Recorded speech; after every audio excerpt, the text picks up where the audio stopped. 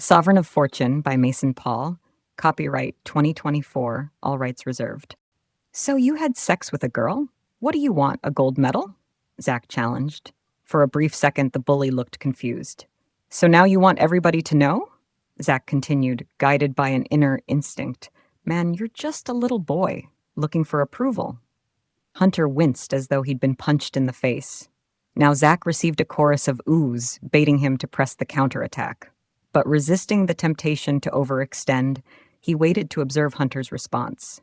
For a split second, Hunter's eyes deadened into a psychopathic glaze.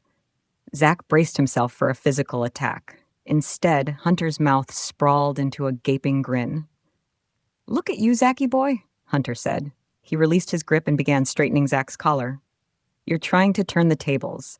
Then, without warning, his hand curled into a fist and, striking swiftly, landed a hard punch on Zack's shoulder. "You know, I'm just joshing you, right? Just like old times." Hunter laughed. "You know you're my boy, right?" "Sure, man," Zack muttered, rubbing his bruised shoulder. Donnie and Blake exploded into obnoxious laughter as the rest of the crowd, losing interest, dispersed. "Yeah, I know I used to give you a hard time when we were kids," Hunter confessed, slinging a long arm around Zack's shoulder. "But that was because I liked you," he added, forcing Zack to walk with him. "And I still like you, Zack. I'm just happy to see you around again, that's all." "Yeah, sure," Zack acquiesced, shrinking away from Hunter's sweaty grip. "I heard you ran into some trouble with school a while back," Hunter said, sympathetically. "I even heard you got yourself kicked out. Must have been all lies, 'cause I see you're still here. Even though my dad doesn't sit on the Board of Regents, I'm still here," Zack countered. Hunter raised an eyebrow. "Even though you suck at school, suck at sports, suck at girls, and suck at life." Hunter smirked. "You're still here." Donnie and Blake wagged along, laughing heartily while the other wrestlers wandered toward the locker room and the fencers turned their attention to warm-ups. "Whatever," Zack dismissed. "I gotta get ready for practice now." Zack attempted to dislodge himself, but Hunter's grip only tightened. "What's the hurry, old pal?" Hunter grinned. "You still got time," he assured, wheeling Zack to face the other fencers still suiting up. "They haven't even started warming up yet." "Never mind them. I'm ready to warm up now." "Hey, buddy," Hunter whispered. "Do you remember that game we used to play?" "I don't know what you're talking about," Zack retorted. "Aw, come on. You remember." "No, I don't," Zack said, trying to pull away, but Hunter's hold was like hardened cement. "Wait, it's coming back to me," Hunter taunted, furrowing his simian brow. "Look, Hunter, I really don't have time for—" "Hey, fellas!" Hunter bellowed to his lackeys. "What time is it?" "Time for you to get a watch," Blake blurted. "Time to change your underwear." Donnie howled, laughing at his own joke since no one else did. "Time to walk your mama," Kenny, another wrestler and junior Alpha Omega meathead, clamored. Hunter threw Kenny an evil glare. Sorry," Kenny stammered. Time to go to class," he blurted, scurrying out of the gym. Hunter rolled his eyes and turned his attention back to Zack. "Wrong," Hunter roared, pulling Zack into a headlock. "It's noogie time." Zack struggled to break free as Hunter ground his gorilla knuckles into the top of his skull. He might as well have had his head caught in a bear trap. The wrestler's hold was so strong. Zack's scalp burned with the friction of regressive adolescent torture. "Come and get some, guys!" Hunter thundered. "It's noogie time!" Zack was mobbed by at least a half-dozen wrestlers, all pushing and shoving each other to get a noogie in. While he wasn't actually being hurt physically, the humiliation was unbearable. After this, he'd be glad to get kicked out. He'd never be able to show his face on campus again. "Knock it off," a young woman commanded.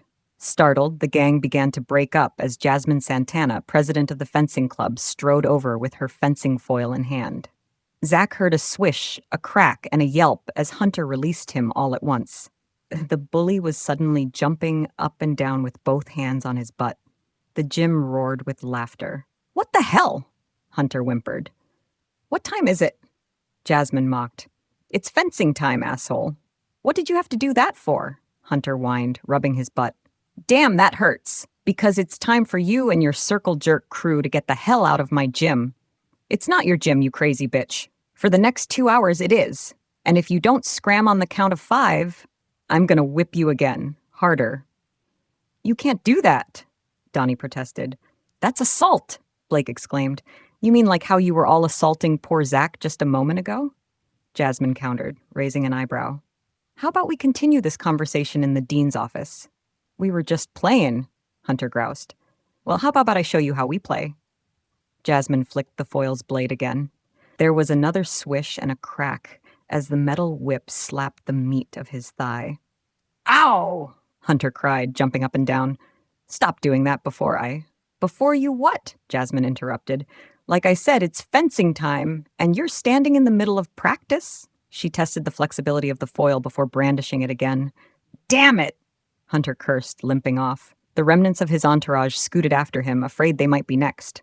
I'm reporting you, he vowed.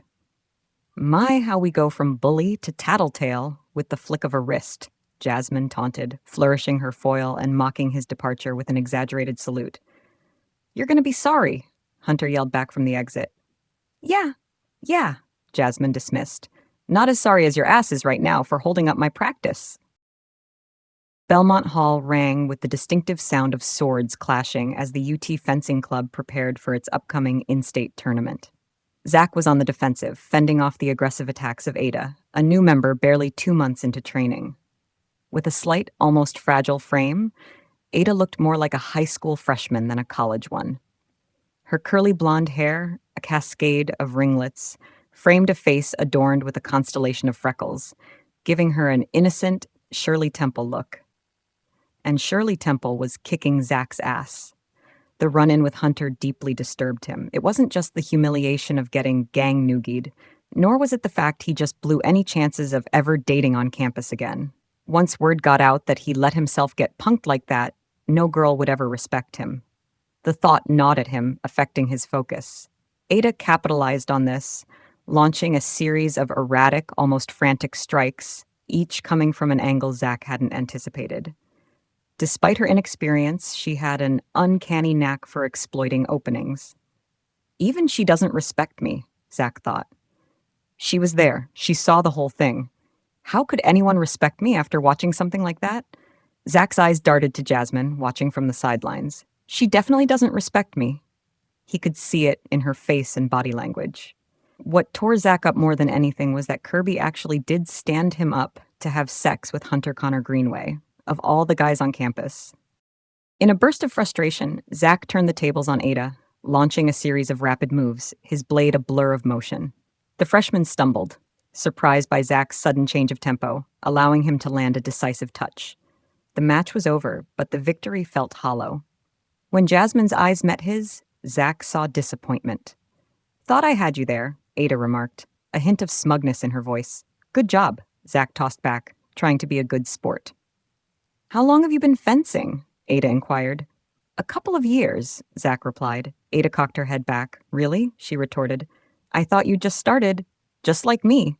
Zack peeled his mask off in frustration and dropped it on the floor as he slumped against the gym wall. From his mess-up in physics to the turmoil of his infatuation with Kirby, not to mention his pathetic display of weakness and cowardice in front of what seemed like the whole world, he felt completely dejected.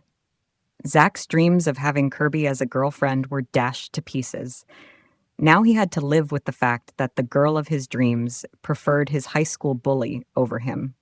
The timing of this revelation couldn't be worse. Zack needed to earn at least a B on the physics final to stay off academic suspension, and he only had 4 days to study. He had to shake his mind free from Kirby and Hunter so he could concentrate. He felt like crap and couldn't shake the jealousy and depression from his mind.